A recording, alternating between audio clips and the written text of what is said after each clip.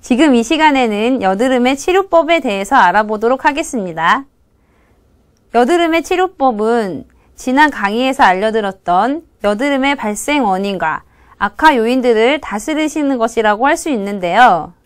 여기에서 간단히 여드름의 발생 과정에 대해서 다시 한번 되짚어 볼까요? 여러분, 여드름의 썸타기는 어떻게 시작된다고 했었죠? 네, 과도한 각질과 피지 기름이 얼싸안고 뭉쳐서 여드름의 썸타기가 시작되어 여드름 씨앗이 만들어집니다. 모공의 입구가 막혀서 모공 안에서 여드름 씨앗이 점점 커져서 좁쌀 여드름이 되는데요. 좁쌀 여드름은 염증이 없는 상태의 여드름입니다. 그렇다면 염증을 동반한 화농성 여드름은 왜 생긴다고 했었는지 기억나시나요? 염증은 세균과 백혈구의 전쟁이야. 네, 기억나시죠? 바로 모공의 벽이 탄탄하지 못해서 파열되면서 백혈구와 모공 안에 세균이 전쟁을 하면서 발생합니다. 즉, 여드름을 치료하기 위해서는 쌓인 각질과 과도한 피지 분비에 대한 치료, 그리고 피부의 벽을 단단하게 만들어줘 모공벽이 쉽게 파열되지 않도록 만들어주는 치료가 필요합니다. 그런데 여기서 주의해야 할 점은 여드름의 썸이 처음 시작될 때는 손에 만져지지도 않고 보여지지도 않는 아주 작은 여드름 씨앗입니다. 이 씨앗이 하나의 여드름으로 성숙하는 데에는 보통 90일 정도의 시간이 소요됩니다. 그렇기 때문에 여드름을 치료할 때는 최소 3개월의 시간이 필요합니다. 한 달 치료하고 좋아지지 않았다고 난 역시 안 되는구나 하고 포기하는 것도 옳지 않고 한 달 치료하고 많이 좋아졌네 하고 거기서 멈추는 것은 재발의 소지가 굉장히 많습니다. 그리고 악화 요인도 관리해줘야 하는데요. 악화 요인을 크게 3가지로 분류됩니다. 기억나시나요? 첫 번째, 빠밤, 염증을 과도하게 만드는 요인. 두 번째, 빠밤, 피지량의 분비를 촉진시키는 요인. 세 번째, 빠밤, 피부의 재생 능력을 떨어뜨리는 것이었죠. 이 중에서 생활 습관을 개선하면서 관리할 수 있는 것과 일부는 내가 스스로 어찌할 수 없는 요인들이 있습니다. 스스로 관리해야 하는 것들은 제가 지난번에 설명드렸던 안 돼요, 하지 마시옵소서, 아니돼요 등등을 생각해 보시면 됩니다. 그래도 혹시 기억이 안 나신다면 다시 보기를 권유해 드립니다. 그리고 스스로 어찌할 수 없는 요인들은 제가 지금 이 시간 치료법에 대해서 말씀드리겠습니다. 자, 이제 하나씩 치료 방법에 대해서 알아볼까요? 첫 번째, 각질 치료. 피부의 최전방선에서 보호벽 역할을 해주는 각질은 피부 표면에서는 평균 14장, 모공 안에서는 4장에서 5장 정도로 유지되면서 매일 한 층씩 떨어져 나가야 합니다. 그러나 각질이 과도하게 생성은 되는데 떨어져 나가는 기능이 저하된 경우 각질을 인위적으로 청소해주는 치료나 외용제의 도움을 받을 수 있습니다. 이렇게 과일의 껍질을 벗겨내듯 각질을 두텁게 탄력시키는 방법이 있고요. 모공 안에 있는 각질을 자판기에 사이사이 먼지를 치워내듯이 스케일링의 치료 방법을 통해서 모공 안의 각질을 정리할 수 있습니다. 각질 정리한다고 집에서 혼자 각질 정리하려는 하시는 분들, 아니라 오 다 되는 건 아니라 오. 집에서 관리하는 각종 스크랩제들 혹은 각질 정리 방법들은 여드름에서 문제가 되는 모공 안의 각질까지 정리할 수는 없습니다. 또한 피부에서 보호벽 장벽을 하는 각질을 너무 과도하게 제거시키는 것은 문제가 되며 불필요한 각질 정리는 더 많은 각질을 생성시킬 수 있으니 전문가의 처방에 따라서 각질을 청소하셔야 합니다. 두 번째, 피지선의 치료입니다. 피지 역시 우리 몸에서는 보호 기능을 합니다. 사실 지성 피부가 뾰루지가 자주 나기는 하지만 건성 피부에 비해서 다른 피부 질환 발생률을 낮은 것을 생각해 보시면 되겠습니다. 하지만 이 피지가 너무 과한 경우 일시적으로 피지선 분비를 억제시키는 치료 방법에 도움을 받을 수 있습니다. 그런데 하나 알아두셔야 할 것이 있습니다. 피지선의 분비를 억제시켜주는 내복약의 경우 피지뿐만이 아닌 우리 몸의 모든 샘 분비 기능까지 억제시킵니다. 그래서 안구건조증, 구강궤양 등의 점막건조증을 호소하시는 경우가 많습니다. 또한 내복약을 중단 후 혈중 농도가 떨어지게 되면 대부분 여드름이 재발하게 된다는 점은 알아두시기 바랍니다. 항공대에서 자꾸 여러 번 반복되는 여드름이나 여러 개의 모공벽이 함께 파열된 형태의 경우 선택적으로 그 부위에 피지선을 억제시켜주는 치료 방법을 이용할 수 있습니다. 이러한 경우 면침이나 화침 등의 치료를 이용하여 그 부위에 염증을 일으키는 피지선을 선택적으로 제거할 수 있습니다. 얼굴에 침을 놓는다고 하면 대부분 무섭다라는 생각을 먼저 하시게 되시죠. 그러나 모공의 구조를 파악한 후 모공을 따라 들어가는 침은 절대 아프지 않답니다. 한번 맞아보신 분들은 다들 다음에는 아파하지 않으세요. 느낌 아니까. 세 번째, 모공벽을 단단하게 만들어주는 치료입니다.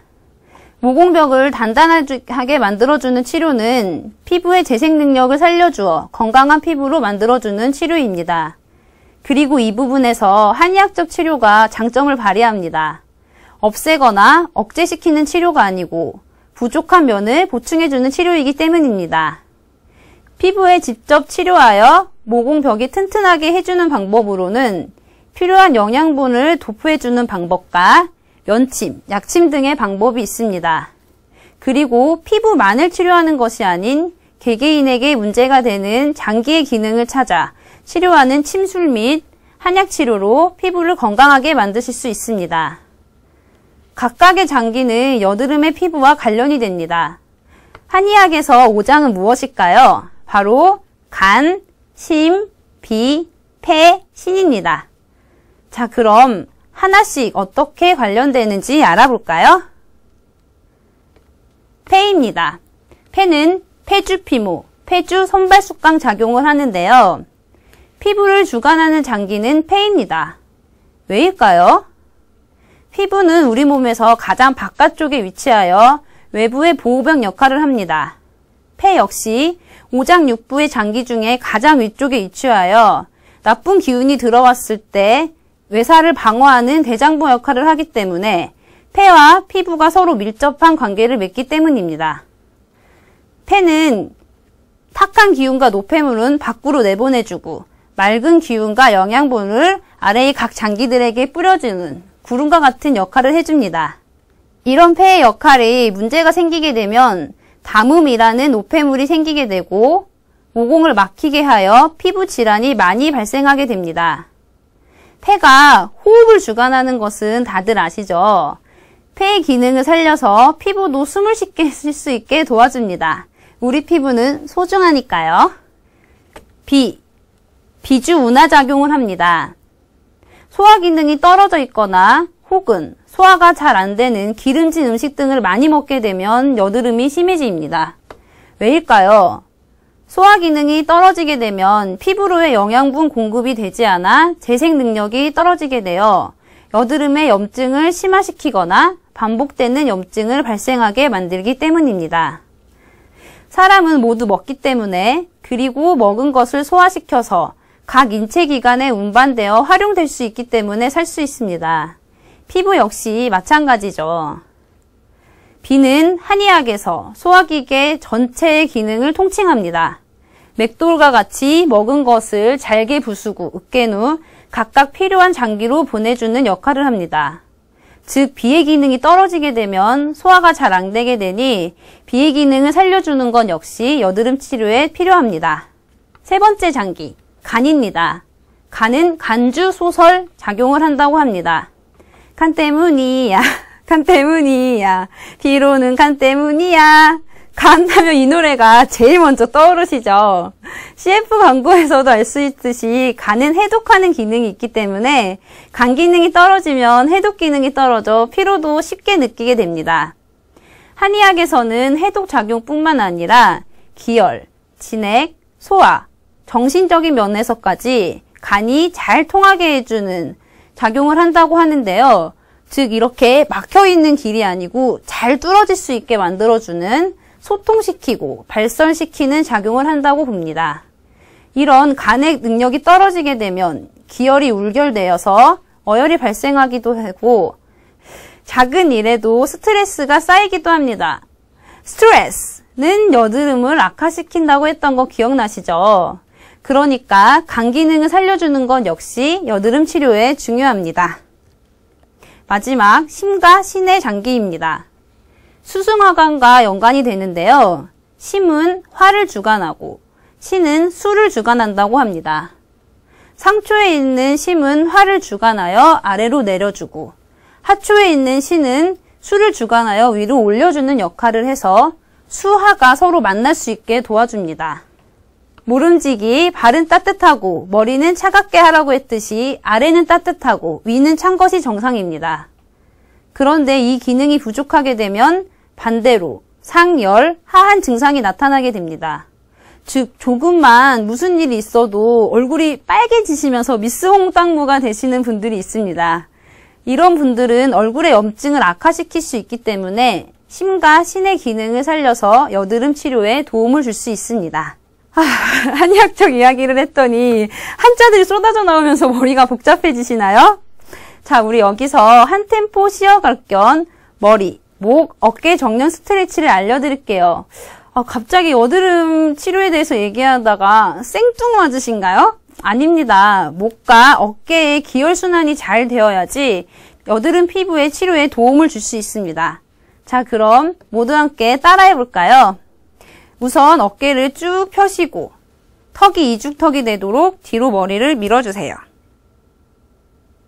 자, 두 번째 동작입니다. 턱에 양 엄지손가락을 대고 목을 최대한 뒤로 젖혀줍니다. 다음 동작은 왼손을 오른쪽 귀 위에 놓고 반대쪽으로 목을 스트레칭 해줍니다. 자, 반대쪽도 마찬가지 동작으로 이어줍니다. 마지막 동작은 사선 방향의 스트레칭입니다. 왼쪽 손을 오른쪽 뒤통수에 대고 왼쪽 아래로 목을 스트레칭 해줍니다. 반대쪽 역시 오른쪽 손을 왼쪽 뒤통수에 놓고 오른쪽 아래로 목을 스트레칭 해줍니다.